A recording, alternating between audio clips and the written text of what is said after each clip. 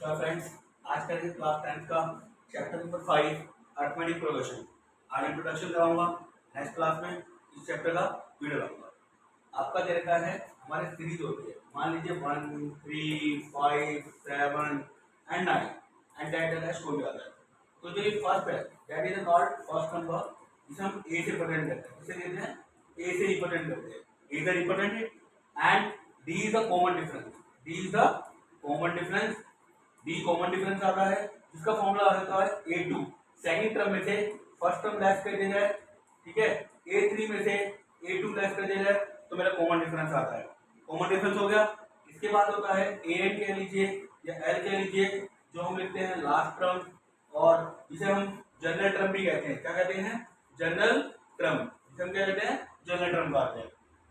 ए हो गया, डी हो गया common difference, A is the first term and D is the common difference, A and L is the last general term.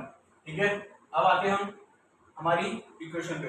मान लीजिए frequency देनी होती है A plus D, A plus 2d, A plus 3d and that is ये given होती है। तो ये इसे हम A1 भी लिख सकते हैं, A2 लिख सकते हैं, A3 एंड A4। अब कहोगे सर A4 का A3 कैसे हुआ? मान लीजिए मेरा A4 दे रखा है, तो ए का ए आ गया फॉर्मूले में, क्योंकि एन टर्म का फॉर्मूला क्या होता है? A plus N minus 1 D. हमारा एन होता है नंबर ऑफ सीक्वेंस। क्या होता है? Number of sequence. की नंबर कितने हैं, क्या नंबर निकालने हैं, क्या नंबर निकालने हैं। N is the number of sequence, N is the number of sequence. N का फॉर्मूला होता है, ये फॉर्मूला यूज करेंगे, ठीक है।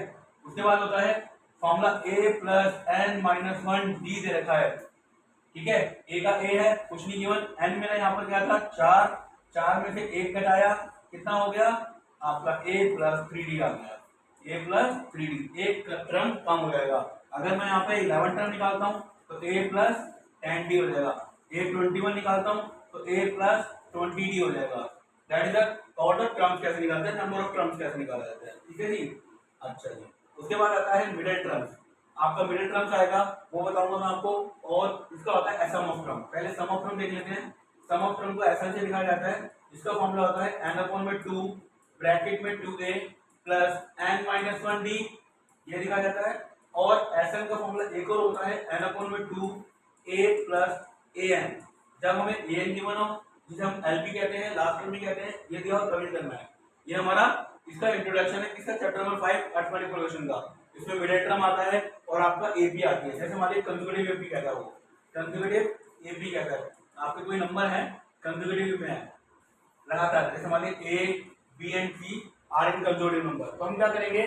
बी को जो है बी वाले को डबल कर देंगे और फर्स्ट और थर्ड को क्या कर देंगे? ऐड कर देंगे। ये आपका कंसेक्यूटिव टर्म निकल जाएगा। क्या निकल जाएगा? कंसेक्यूटिव टर्म निकल जाएगा, ठीक है। अब आ जाओ, आपका होता है क्या होता है?